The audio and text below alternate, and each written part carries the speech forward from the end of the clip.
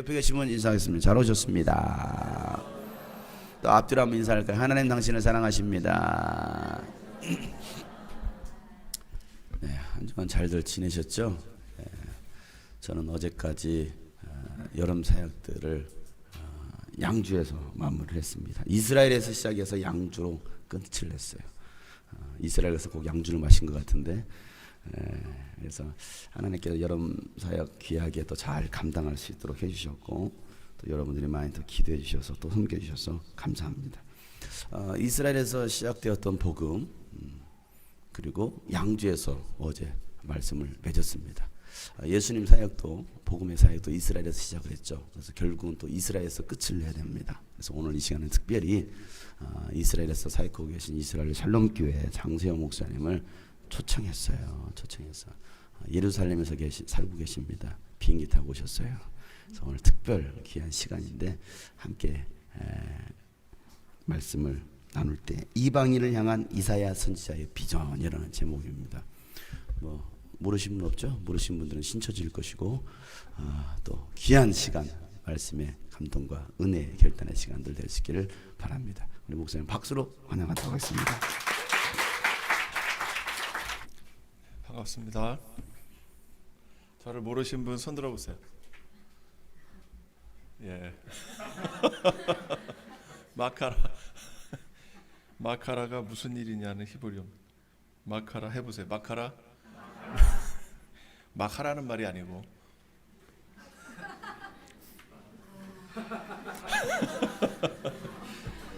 네. 원래 이스라엘이 좀 늦어서 그렇습니다. 이해해 주세요.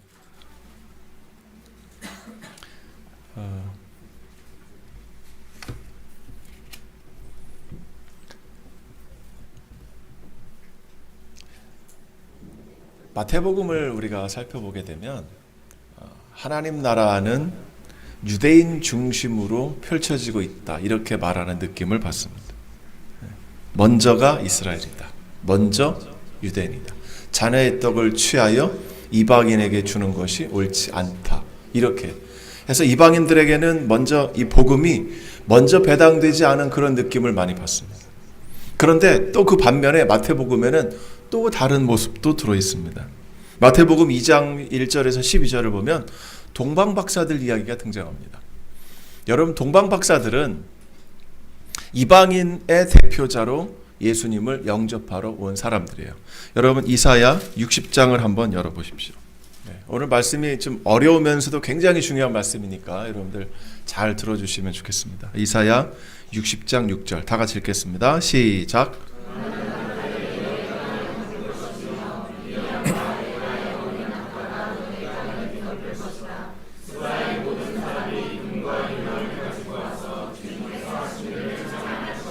네, 아멘. 네, 동방박사들이 뭘 갖고 왔죠? 황금과 유향과 몰약을 갖고 왔죠. 예, 동방박사 몇 명 왔습니까?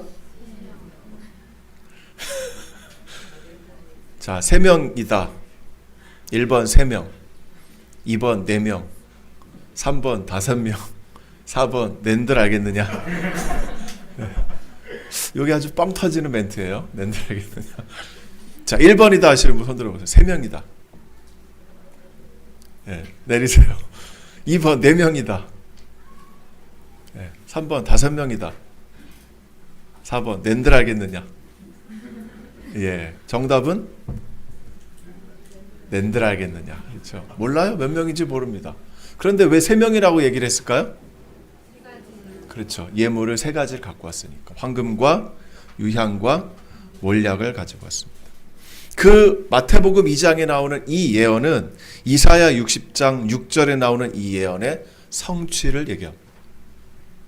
여기 보시면 누가 나옵니까? 스바 사람들이 나오고 열방들이 나옵니다. 60장 4절부터 7절까지 보시면 열방이 예루살렘에 와서 예루살렘에 계시는 하나님께 예물을 드리고 여호와를 찬송하러 왔다, 이렇게 얘기해 주고 있습니다. 그 대표자로 예수님을 영접하러 온 사람이 누굽니까? 바로 동방박사들이에요. 동방박사들. 그러니까 이 동방박사들은 이방인들의 대표로 예수님을 영접하러 왔다는 사람들입니다. 또 3장 9절에 보면 스스로 아브라함의 자손이라 하지 말라 했습니다. 너희가 아브라함의 자손이라고 해서 구원받는 게 아니다라는 거예요. 그 말은 무엇입니까? 아브라함의 자손이기 때문에 구원받는 게 아니다. 이방인들도 구원받을 수 있다는 거예요. 8장에 보면 백부장의 하인도 백부장의 믿음 때문에 구원받았습니다. 그렇죠? 마태복음은 유대인들만을 위한 책인 것 같아요. 복음은 유대인들에게 전해주기 위해서 온 곳으로 선포된 것 같습니다. 그러나 그 중간중간에 또 마태복음 21장에 보면 창녀와 세리도 나를 믿었다. 그렇죠? 물론 이들도 유대인일 수 있습니다. 그러나 유대인 중에서도 버림받은 가장 소외된 그런 계층에 있는 그런 사람들입니다. 21장 37절에 너희는 빼앗기고 이방인은 받을 것이라. 그렇죠? 그럼 이방인들에게 복음이 흘러간다는 걸 전해주고 있습니다. 여러분, 이스라엘은 주식이 빵이에요. 빵도 손으로 뜯어서 먹어야 됩니다. 빵을 손으로 뜯으면 뭐가 바닥에 떨어지죠? 부스러기가 떨어져요. 제가 집에서 아이들하고 빵을 먹다가 부스러기가 안 떨어질 수 없다는 걸 깨달았습니다.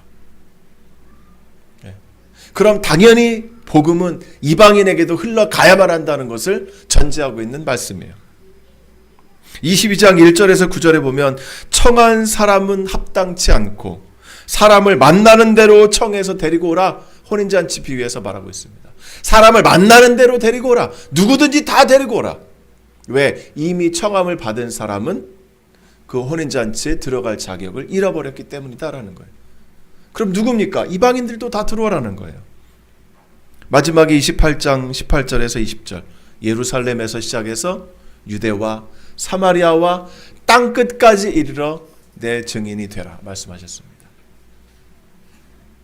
마태는 유대인들에게만 복음을 선포하는 것 같은데 그러나 그 면면에 깔려있는 내용들을 보면 이방인들에게 복음이 증거될 것을 전제로 하고 있습니다. 사도행전 10장에 가면 고넬료라는 사람이 이방인으로는 최초로 성령을 받습니다. 여러분, 마가다락방의 오순절에 성령이 강림합니다. 그 성령 받은 사람들이 누구예요? 유대인들입니다. 그리고 나서 사도행전 10장으로 가게 되면 이제 9장에서부터 베드로가 요바에서 기도하던 중에 성령의 비전을 보게 되고 이게 무엇인가 고민하고 있을 때 고넬료가 보낸 사람들이 오게 됩니다. 그리고는 그들을 따라서 가이사랴라는 곳으로 가게 돼요. 여러분, 가이사랴 하면 뭐가 떠오릅니까? 그 멋진 파도가 떠오르지 않습니까? 그죠? 그 파란색의 하얀 파도가 막 물밀듯이 내려오는데 그걸 옆에서 히포드롬에서 마차 경주하는 걸 보면서 와, 기가 막히죠. 기가 막힙니다. 그런데 거기에 와 있던 사람 백부장 고넬료입니다. 그는 하나님의 볼 때 하나님을 경외하는 사람이었다 말하고 있습니다. 이 사람은 누굽니까? 유대인들의 그 절제성, 하나님 율법의 준수함 이런 것들을 보고 이미 호감을 가지고 하나님께 반 넘어와 있는 이방인들입니다. 왜 사도 바울이 소아시아, 갈라디아 다니면서 꼭 회당을 방문해서 거기에서 복음을 전했습니다. 여러분, 사도 바울은 이방인에게 복음을 전하겠다고 나온 사람이에요. 그런데 그가 왜 회당으로 갔을까요? 회당은 유대인들이 모여서 기도하고 말씀을 읽는 곳이 아닙니까? 그런데 왜 회당으로 갔을까요? 그것은 거기에 들어와 있던 이방인들을 만나기 위해서 그곳으로 갔던 겁니다. 그러니까 AD 1세기경에 이미 이방인들 사이에 하나님에 대한 복음까지는 아니지만 하나님에 대한 유대교에 대한 이야기가 퍼졌고 그것에 호감을 갖는 이방인들이 들어와 있었다는 거예요. 그래서 그 사람들에게 이제 예수를 증거하면 되는 거예요. 세례 요한까지만 알았다는 거예요. 그래서 이제는 예수 그리스도의 복음, 예수님이 십자가에서 달려 죽으시고 다시 살아나셨다고 하는 이 복음을 그들에게 가르쳐주기 위해서 바울은 회당에 갔다는 겁니다. 그들 중에 한 사람이 바로 고넬료라는 거예요.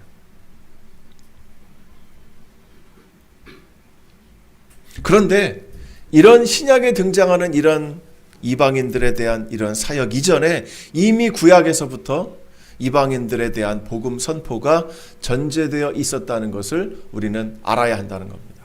이 사실을 누가 이야기해 줍니까? 바로 이사야 선지자가 선포해 주고 있습니다. 그 최초의 본문이 어딘지 한번 열어보시죠. 이사야 2장.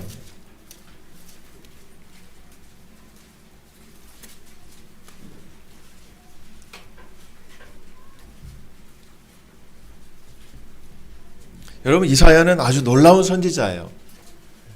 이사야는 열방 전 세계를 하나님의 품에 인도해서 들어갈 그런 선지자입니다. 자, 이제 성경을 여셨으면 저를 한번 보십시오. 주전 750년경에 디글라필레스 3세라는 왕이 아시리아의 왕으로 등장을 해서 전 세계를 정복하는 대정복 전쟁을 시작하게 됩니다. 너무나 많은 땅을 정복을 했어요. 이것이 고대 근동의 역사를 변화시키는 굉장히 큰 놀라운 사건이었습니다. 이사야는 그 놀라운 사건이 왜 일어났는지를 하나님으로부터 받았습니다. 그것은 뭐냐? 바로 하나님이 그 왕을 일으켜서 전 세계를 하나님의 나라 품으로 끌어오기 위해서 그 왕을 일으켰다는 거예요. 그래서 하나님 그 왕을 통해서 전 세계를 하나님 품으로 끌고 가겠다는 겁니다. 그래서 그는 이사야 2장 2절부터 5절의 말씀을 선포하기 시작했습니다. 우리 다 같이 한번 한 목소리로 읽어보겠습니다. 시작.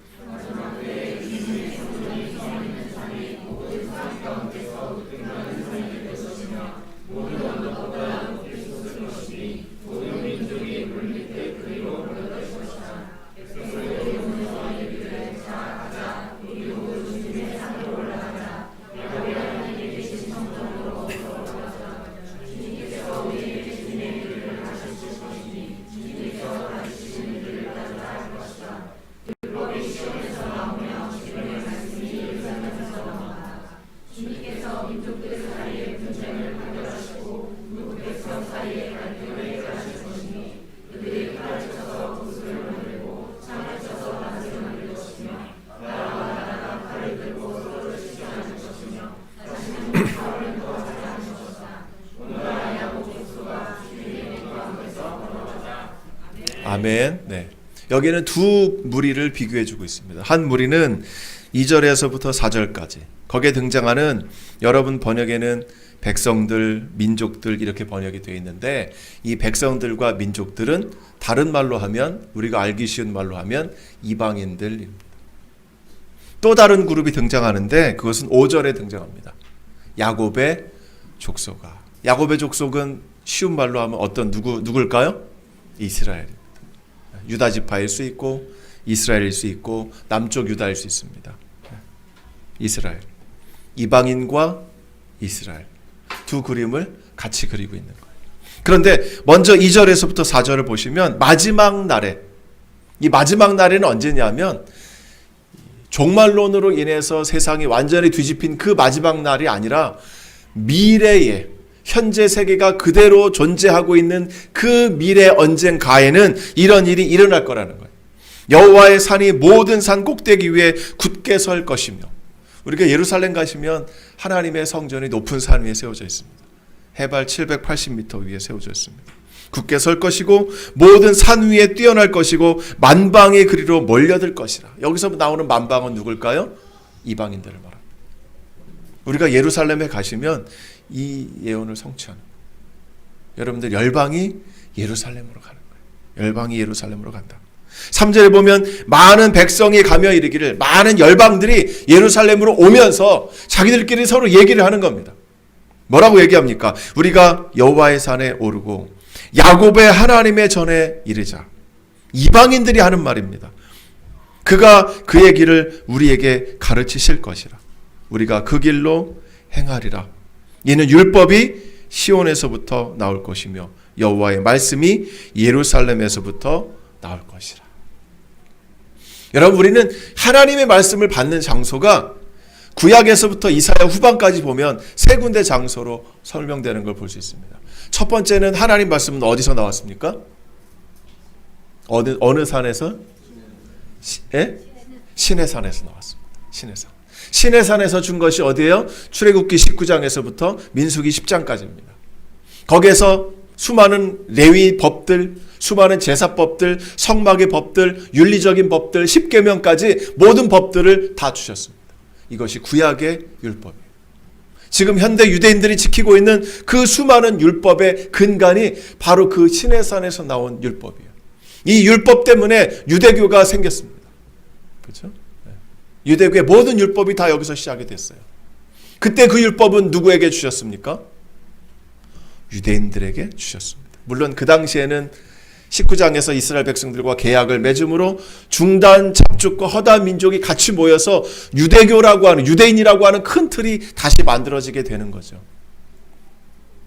유대인들 시작이 바로 그 출애굽기 19장에서부터 펼쳐지는 시내산 계약에서 시작이 됐습니다.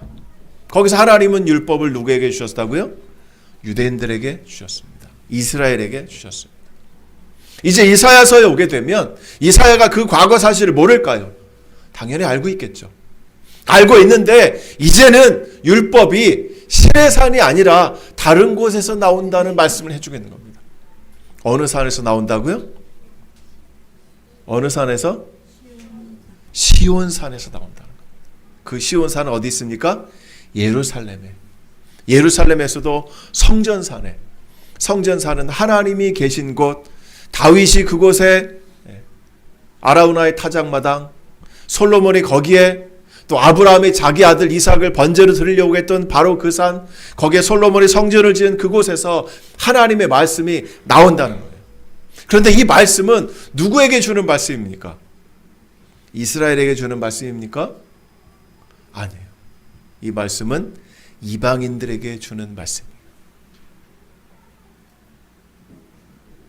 이것은 구약에 그들이 받았던 율법과는 다른 말씀입니다. 이 말씀을 받은 사람들의 삶이 어떻게 바뀝니까? 여러분 4절을 한번 눈으로 보십시오. 그들이 더 이상 전쟁을 연습하지 않습니다. 이 나라가 저 나라를 다시 치지 않습니다. 이 말씀은 곧 샬롬의 말씀. 한번 따라해 보십시오. 샬롬의 말씀. 그 말씀을 들은 열방들은 샬롬을 가지고 온다는 거예요. 더 이상 전쟁이 있지 않는다는 겁니다. 그래서 그들이 하나님 앞에 나와서 평화의 말씀을 받고 이제는 평화가 전 세계를 지배하는 그런 세상이 된다는 거예요. 수많은 열방들이 예루살렘에 와서 예루살렘에 계시는 그 하나님으로부터 말씀을 받는다는 거예요.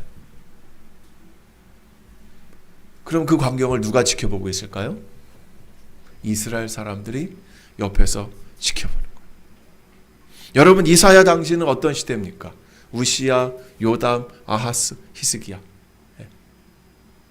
이 당시예요. 아하스 왕과 히스기야 시대가 여러분 이사야 1장부터 39장까지 나오는 이 전체 배경의 주된 핵심 인물은 이 두 사람입니다. 아하스와 히스기야. 한번 따라해 보세요. 아하스, 히스기야. 이 두 왕 시대의 사건이 대부분의 이사야서의 핵심 메시지입니다. 이 당시는 정의가 왜곡됐습니다. 거룩이 무엇인지 사람들이 헷갈리고 있습니다. 윤리가 버림받은 시대였어요. 하나님 말씀에 대한 신뢰가 부족했고 하나님 말씀에 대한 순종이 부족했고 이들은 주변의 외세, 외국의 나라들의 눈치를 보는 사람들이었습니다. 아시리아의 눈치를 봐야 되고 이집트의 눈치를 봐야 되고 우리가 어느 나라에 빌붙어야 어느 나라에 붙어야 우리가 살아날 수 있을까를 염려하는 시대였어요. 하나님이 주시는 실로암의 물을 버리고 너희는 저 티그리스 강과 유프라테스 강의 그 거대한 물줄기를 믿었다. 이렇게 이사야는 그 민족이 하나님을 버렸다고 선포해주고 있습니다. 그래서 하나님은 그들 대신에 어쩌면 그 초점을 이방인들에게 맞췄는지도 모르겠습니다. 이방인들이 예루살렘으로 와서 예루살렘 성전으로 수없이 올라가는, 여러분 예루살렘 성전산이 해발 780m 위에 있다고 그랬죠. 그런데 여기에 사용되는 만방이 그리로 몰려들 것이라 열방이 이리로 온다는 이 말씀은 히브리어로 나하루라는 말씀. 나하루라는 말씀은 두 가지 의미가 있습니다. 하나는 빛이라는 의미 있어요. 두 번째는 강물이 흘러가는 의미를 갖고 있습니다.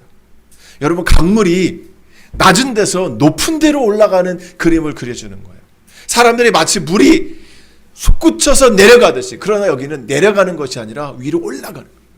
수많은 물이 뿜어져서 막 올라가는 그런 그림을 그려주고 있는 거예요. 이걸 이스라엘 사람들이 옆에서 보고 있는 겁니다. 야 너네들 뭐하고 있어? 야곱의 족속아 뭐하고 있어? 오라 우리가 여호와의 빛에 행하자. 우리가 지금 이러고 있을 상황이 아니야. 열방들 봐봐. 지금 열방들이 막 예루살렘으로 와서 하나님 전으로 몰려들고 있잖아. 우리도 뭔가를 해야 되지 않아? 라고 이사야 선지자는 가슴이 애타게 자기 민족들에게 외치고 있는 거예요. 그런데 그가 무슨 단어를 사용했습니까? 우리가 여호와의 빛에 행하자라고 얘기하고 있어요. 여러분, 여기에 등장하는 빛에 행하자라는 단어가 있죠. 이게 그 나하루라는 단어에서 온 거예요. 나하루가 두 가지 의미가 있다고 그랬죠. 하나는 강물이 흘러가는, 또 하나는 빛이 발산하는. 동일한 단어를 써서 열방들은 물이 흘러가듯이 예루살렘으로 흘러오고, 그런데 이제 우리는 어떻게 해야 되느냐? 그 빛으로 행하자라는 거예요. 열방들은 물로 흘러오지만 우리는 빛으로 행하자라는 거예요. 하나님의 그 빛으로 나아가자는 거예요. 우리 삶에 어그러진 불합리한 것들을 버리고 하나님 뜻에 합당한 것으로 나가자고 얘기하고 있습니다. 여러분, 이것이 시기케함이에요. 우리가 예루살렘으로 가서 하나님 말씀대로 살아가고 하나님 뜻대로 살아가고 기쁨과 감격과 감사로 예수 그리스도의 이름으로 열심히 기쁘게 살아갈 때, 여러분, 이스라엘은 시기라. 그걸 선포한 사람이 바로 이사야 선지자입니다. 그리고 나서 두 번째로 이사야 11장 10절을 한번 보겠습니다. 이사야 11장 10절. 우리가 좋아하는 장이 이사야 11장이죠. 메시아장이라고도 합니다. 이사야 11장 10절. 여기에서 메시아가 태어나시는데 그 메시아는 어떤 일을 하십니까? 보십시오. 이사야 11장 10절 다 같이 읽겠습니다. 시작.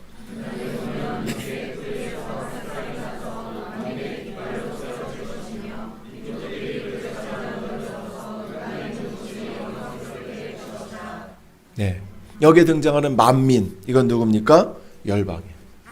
이방인들을 말합니다. 여기 등장하는 열방 누굽니까? 역시 이방인들이에요. 아밈이라는 단어와 고임이라는 단어가 이사야 2장에서 동일하게 이방인을 가리키는 그 단어가 그대로 여기서 사용됐습니다. 한번 따라해 보세요. 아밈, 고임. 예, 이사야 2장에도 아밈, 고임, 아밈, 고임. 동일하게 사용되는 단어예요. 분명하게 이 말씀은 이방인들을 염두에 두고 있다는 거예요. 그 나라의 이새의 뿌리에서 나는 누굽니까? 바로 다윗의 왕이죠. 그분은 누굽니까? 바로 예수 그리스도예요. 그분이 만민의 기치로 설 것이라, 만민이 볼 수 있도록 네스라는 단어를 썼어요. 네스는 어떻게 보면 기적이라는 단어이기도 하지만 네스라는 단어는 이런 표지판 사인이에요. 예수님이 오셔서 사인으로 딱 서시는 겁니다. 십자가 위에 매달리신 그분이 열방들에 대한 표지로 서는 거예요. 그럼 열방들이 거기로 몰려오는 겁니다. 열방이 그에게로 돌아오리니. 그가 거한 곳이, 이 거한 곳이 아주 쉴만한 물가 같은 그런 장소예요. 하나님이 사시는 그런 장소입니다. 그런 장소에 하나님의 영광이 임할 것이라. 여러분, 너무 멋있지 않습니까? 그렇죠? 예수님이 십자가로 딱 서신 그 장소가 바로 그 골고다 언덕, 그곳이 바로 하나님의 거하시는 곳이 될 것이며, 거기에 하나님의 영광이 그 자리에 임한다라. 여러분, 죽음 가운데 영광이 있는 줄 믿습니다. 예, 여러분, 이 세상의 어떤 종교도 자기가 다른 사람을 위해서 죽었다고 하는 종교 없어요. 그렇죠? 오랜 기간 동안 불교에 심취해 있던 한 장로님, 나중에 장로님 된 분인데, 이분이 돌아가시면서 자식들을 불러놓고, 돌아가시기 전에 자식들을 불러놓고, 야, 너네들은 교회 가라 그랬다는 거예요. 왜요? 그랬더니 내가 불교도 가보고 다른 종교도 다 가봤는데 다른 사람 위해서 자기가 죽었다고 하는 종교는 없더라. 그렇죠? 그런데 그 죽음이 영광이라는 겁니다. 아멘. 그 죽음이 영광이, 희생이 영광입니다. 순종이 영광이에요. 그걸 믿으시기를 주의 이름으로 축복합니다. 이렇게 해서 예수님께서는 열방의 그리로 돌아올 것을 이야기해주고 있습니다. 또 11장 12절 한번 보시죠. 바로 다음 절입니다. 다 같이 읽겠습니다. 시작.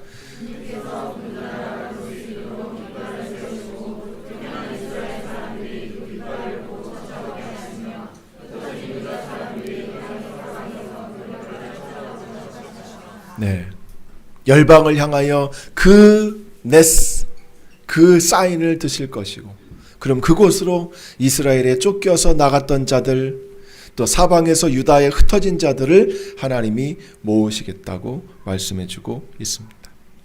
이제 우리가 우리의 본문 이사야 66장으로 가보겠습니다. 이렇게 해서 하나님은 열방들이 이곳으로 오고 있습니다. 그런데 이제 이사야는 마지막 책을 쓰면서 이렇게 닫고 있습니다. 제가 제 개역 개정본을 읽어드리겠습니다. 문나라와 언어가 다른 민족들을 모으리니, 문나라와 언어가 다른 민족들을 모으리니 그들이 와서 나의 영광을 볼 것이며, 그렇죠? 그 사인에 있는 그 영광의 자리를 볼 것이며, 내가 그들 가운데서 징조를 세워서, 이거는 표식을 말합니다. 그들 가운데서 도피한 자를 여러 나라 곧 다시스와 뿔과 활을 당기는 룻과 두발과 야완과 또 나의 명성을 듣지도 못하고 나의 영광을 보지도 못한 먼 섬들로 보내리니 그들의 나의 영광을 문 나라에 전파하리라. 여러분, 여기서 그들 가운데서 도피한 자를, 이들이 누구겠느냐 이 말이에요. 그들 가운데서 도피한 자들이 누굽니까? 따라해 봅시다. 민족들 가운데서 예루살렘 회중과 한 무리가 된 사람들, 열방 중에서 예루살렘에 와서 예루살렘의 사람들과 한 무리가 된 이방인들을 말하는 거예요. 나도 하나님을 믿겠습니다 라고 해서 하나님께 온 사람들을 말하는 겁니다. 여러분, 참고로 이사야 45장 20절 한번 보시죠. 이사야 45장 20절 제가 읽겠습니다. 열방 중에서 피난한 자들아, 너희는 모여 오라. 함께 가까이 나아오라. 나무 우상을 가지고 다니며 구원하지 못하는 신에게 기도하는 자들은 무지한 자들이니라. 너희는 알리며 진술하고 또 함께 의논하여 보라. 이 일을 옛부터 듣게 한 자가 누구냐? 이전부터 그것을 알게 한 자가 누구냐? 나 여호와가 아니냐? 나 외에 다른 신이 없나니? 나는 공의를 행하며 구원을 베푸는 하나님이라. 나 외에 다른 이가 없느니라. 땅의 모든 끝이여 내게로 돌이켜 구원을 받으라. 나는 하나님이라 다른 이가 없느니라. 아멘. 여기 보십시오. 20절 보세요. 열방 중에서 피난한 자들아, 너희는 모여 함께 가까이 나오라. 이 사람들이 누구겠습니까? 열방에 있으면서 하나님을 영접한 자들이에요. 여러분, 조금 더 보실까요? 44장 5절 44장 5절 정말 중요한 구절입니다. 이사야 44장 5절. 자, 제가 읽어드릴게요. 한 사람은 이르기를 나는 여호와께 속하였다 할 것이며, 또 한 사람은 야곱의 이름으로 자기를 부를 것이며, 또 다른 사람은 자기가 여호와께 속하였음을 그의 손에 기록하고 이스라엘의 이름으로 존귀히 여김을 받으리라. 여기 등장하는 이 한 사람은 이방인들을 말합니다. 이방인 중에서 예루살렘에 와서 말을 하는 거예요. 나는 여호와께 속했습니다. 나는 여호와의 것입니다. 또 한 사람은 야곱의 이름으로 나를 불러주십시오. 또 다른 사람은 자기가 여호와께 속하였다고 말을 하고 그것을 어디에 기록하느냐 하면 손에 기록한다. 그의 손으로 기록한다, 이렇게 번역이 되어 있어요. 여러분들 번역은 어떻게 되어 있습니까? 그의 팔에 어떻게 되어 있어요? 자기 팔에 자기가 주님의 것이라고 쓰는 사람도 있을 것이라. 아주 좋은 번역이에요. 자기 팔에 나는 여호와께 속했습니다 라고 이 손목에 기록을 하는 거예요. 여기다가 하나님의 이름을 쓰는 겁니다. 여러분, 지금 이집트에 가면 콥틱 성도들이 있어요. 1세기에 마가에 의해서 복음을 영접한 이 사람들이 콥틱 크리스찬이라고 해요. 2000년 된 사람들이에요. 이 사람들은 손목에 핏줄이 흐르는 거기다가 아이가 태어나면 문신을 해서 십자가를 그려줍니다. 베들레헴에 가도 이 콥틱 성도들이 와서 살고 있어요. 그 사람들을 보려면 손을 내밀려고 그러면 돼요. 여기에 십자가 문신이 그려져 있어요. 나는 예수 이름으로 살겠다라고 손목에 문신을 한 거예요. 그런데 이사야 44장 5절은 나는 여호와께 속하였다 하고 자기의 손에 여호와의 이름을 기록했다는 거예요. 여기다 기록했다는 거예요. 나는 여호와의 것이다. 그리고 이스라엘의 이름으로 나는 존귀 여김을 받고 싶다라는 거예요. 이것이 이사야가 외친 메시지 중에 가장 먼저 이방인들이 평화롭게 자기들에게 와서 내가 하나님의 백성이 되겠습니다라고 자발적으로 선포한 그 본문이라는 거예요.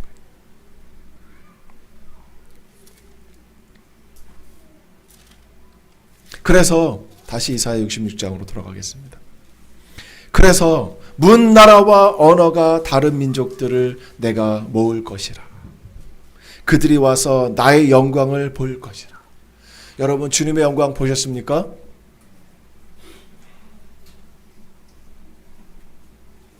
주님의 영광 보셨어요? 못 보셨어요? 1번 봤다. 2번 못 봤다. 3번 낸들 알겠느냐? 자, 1번 나는 주님의 영광을 봤다. 그래서 2번 아직 못 봤다. 3번 낸들 알겠느냐? 모르겠다. 영광이 뭔지 모르겠다. 여러분 영광 다 보셨잖아요. 예수 그리스도의 그 십자가 앞에 여러분 가지 않으셨습니까? 그렇죠? 우리가 늘 예배하면서 하나님의 영광을 경험하잖아요. 그 영광이 내 안에 임한 걸 여러분 보지 않으셨습니까? 그렇죠? 그래서 우리가 예수 믿는 거 아니에요? 그래서 우리가 하나님의 사람이라고 얘기하는 거 아닙니까? 그래서 우리를 그리스도인이라고 얘기하는 거 아니에요? 그 영광을 봤다는 거예요. 언어가 다른 민족을 하나님이 불러서 하나님의 영광을 보게 했다는 겁니다. 이제 우리랑 같은 것이 된 거예요. 그런데 이제 19절은 앞에 부분과 같으니까 21절로 넘어갔습니다. 나는 그 가운데서 택하여 제사장과 레위인을 삼으리라. 제사장과 레위인을 삼으리라. 여러분 그 가운데 그가 누구를 말할까요? 하나님의 영광을 본 이방인들. 하나님께 나와서 하나님을 믿고 그리고 그 하나님의 영광을 본 그 이방인들을 그들을 19절에 보면 어디로 보낸다고 합니까? 여러분 이 영광을 본 그 자들이 19절에서는 무슨 단어로 표시되어 있습니까? 도피한 자들. 그렇죠? 도피한 자들. 어디서 도피했어요? 하나님의 재앙으로부터, 열방들 가운데 죽음의 재앙으로부터 하나님께 도피해서 생명의 연장을 받고 구원을 받은 자들, 그들을 말하는 거예요. 그래서 여러 나라 곧 다시스와 뿔과 활을 당기는 룻과 두발과 야완과, 여러분 이 나라들은 어디입니까? 다시스, 붓, 룻, 메색, 두발, 야완, 이런 일단은 고대 근동의 이 지중해 지역의 도시들을 말합니다. 또 나의 명성을 듣지도 못하고 나의 영광을 보지도 못한 먼 섬들로 보내리니 그들이 나의 영광을 뭇나라, 뭇나라가 히브리어로 뭐냐? 고임이라는. 여러분 아까 이방인을 가리키는 두 개 단어 우리 같이 나눴죠? 다시 한번 해보실까요? 아밈, 고임. 네. 아밈, 고임. 여기서는 뭇나라가 어디입니까? 고임. 고임. 이 고임은 이방 나라를 말합니다. 그 이방 나라에 전파할 것이라. 누가 전파한다는 거예요? 이방인들 중에서 하나님을 영접한 자들을, 하나님이 그들을 먼 섬들에 보내서 거기서 하나님의 영광을 선포하도록 한다는 거예요. 진짜 놀랍지 않습니까? 그리고 그들을 무엇으로 세운다고 하셨습니까? 21절에 제사장과 레위인으로 세운다고 말씀하신 거예요. 여러분 이게 왜 놀랍습니까? 이것이 이사야 시대의 예언이기 때문에 놀랍다는 거예요. 여러분 이사야 시대에는 제사장, 레위인 누가 할 수 있어요? 이스라엘 사람만. 이스라엘 사람 중에도 특별히 선택받은 사독 가문의 계열만 제사장이 될 수 있습니다. 레위인들이 될 수 있어요. 아론의 후손만 레위인들이 될 수가 있습니다. 그런데 그 특별히 선택받은 이들 외에 하나님은 이방인들 중에서도 제사장과 레위인으로 세우신다는 거예요. 왜 이방인들을 제사장과 레위인으로 세우셔야 했을까요? 왜? 네? 왜? 하나님을 가르쳐야 하니까. 하나님과 백성 사이를 중재해야 하니까.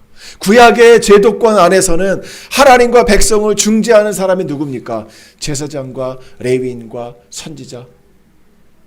그렇죠? 그러니까 그 역할을 감당하기 위해서는 이런 제도가 필요하기 때문에 이사야 시대의 제도 안에서 보는 거예요. 그래서 이방인들을 보내기는 하는데 보낸다면 어떻게 하겠다는 겁니까? 그래서 그들을 제사장과 레위인으로 세워서 그들이 하나님을 가르치고 제사하는 것을 가르치고 하나님을 섬기는 방법을 가르치고 율법을 가르치고 윤리를 가르치고 하나님 나라는 이런 것이야 라고 가르치는 그런 사람으로 세우겠다라고 말씀해 주신 거예요. 여러분 굉장히 놀라운 말씀이에요. 그죠? 굉장히 놀라운 말씀입니다. 누가 어떻게 이방인의 제사장과 레위인이 될 수 있다는 거예요. 상상도 할 수 없는 그런 말씀을 이사야 선지자가 전해주고 있습니다. 네. 여러분 누가 이런 일을 할 수 있다고요? 누가? 하나님을 영접한 자들. 지금은 예수를 영접한 자들. 바로 우리들이 이 일을 할 수 있다는 겁니다. 여러분 한번 따라합시다. 내가 그 일을 감당하기를 소망합니다. 주님 나를 제사장과 레위인으로 세우셔서 나를 사용하소서. 여러분 베드로가 뭐라고 말했습니까? 우리는 왕 같은 제사장이라. 왕 같은 제사장이라. 여기 방점이 어디에 있을까요? 왕에 있을까요? 제사장에 있을까요?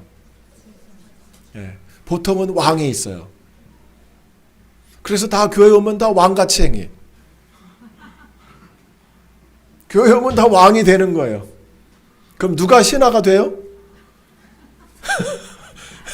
누구는 신하가 돼야 될 거 아니에요. 그죠? 다 왕 갑질하려고 그래. 네? 그 목사님이 신하입니까? 네? 목사님도 왕 아니에요, 그럼? 다 왕이라면, 그죠?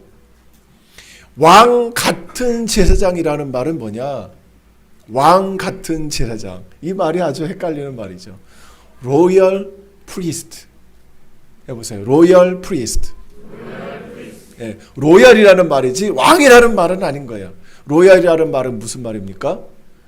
로열이라는 말은 왕궁에 있는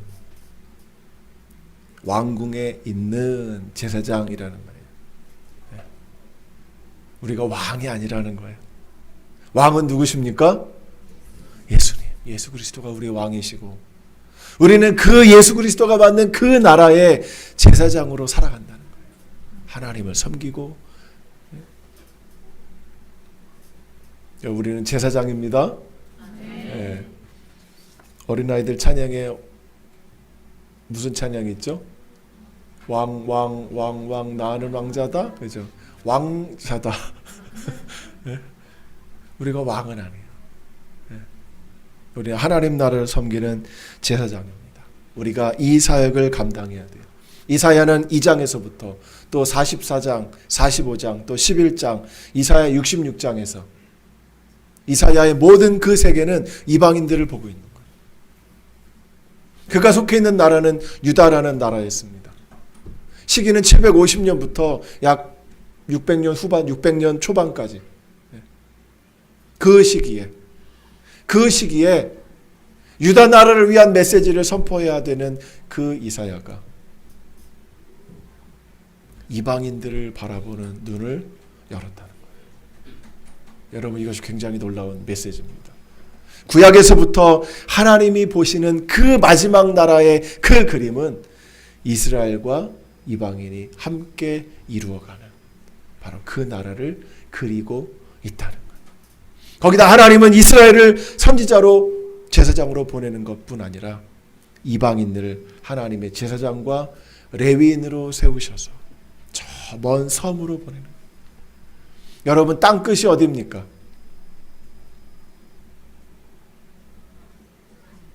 지금 21세기인데 땅끝을 왜 물어봐?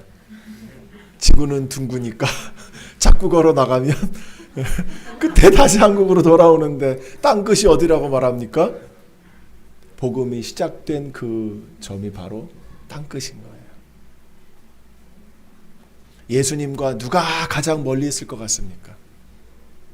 지금 수많은 선교사들이 전 세계로 흩어져서 그들의 언어로 성경을 번역하고 있습니다. 이제는 좀 있으면 성경 번역이 안 된 언어가 없을 정도예요.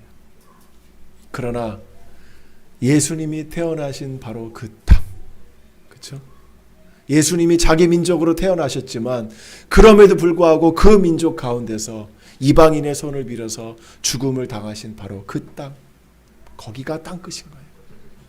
원이 시작이 되면 그것이 다시 돌아서 마지막으로 가서 그 지점을 만날 때 이것이 완성되듯이 이제 복음이 마지막으로 가야 될 곳이 바로 그 예루살렘이라는 거예요.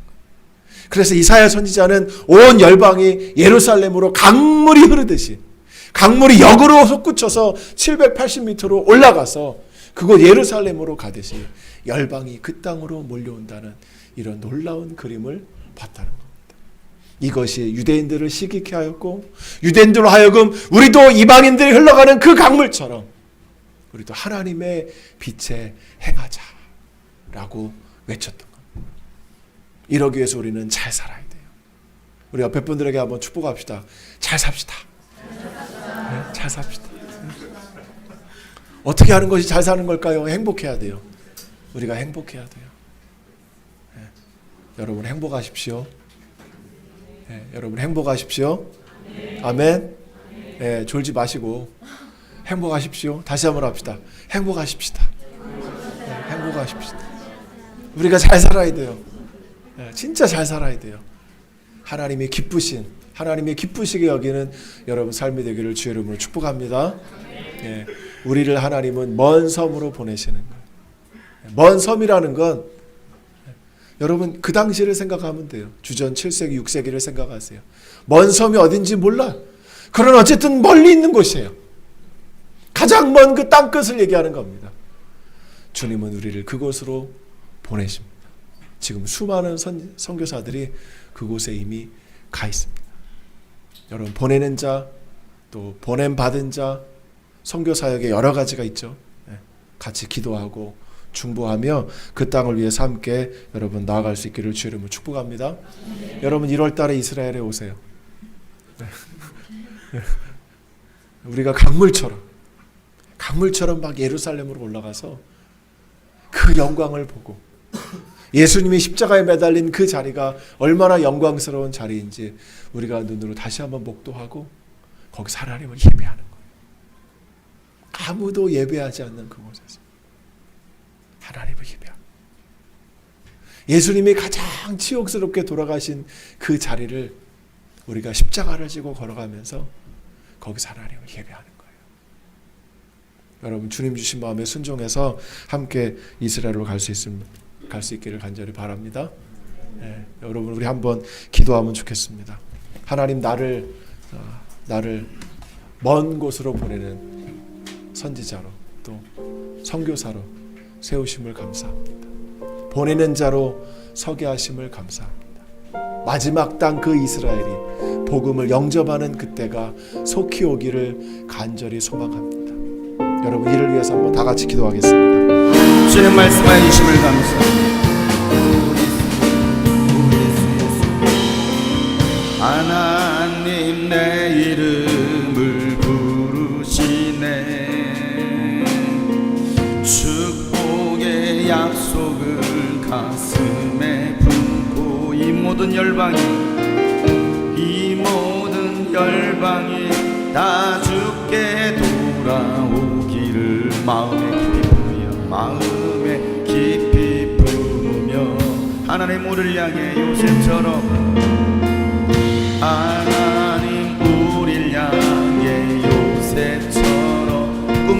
자를 찾고 계시네. 여러분 하나님의 꿈을 꾸세요. 하나님의 비전을 가지세요. 지금 이 순간에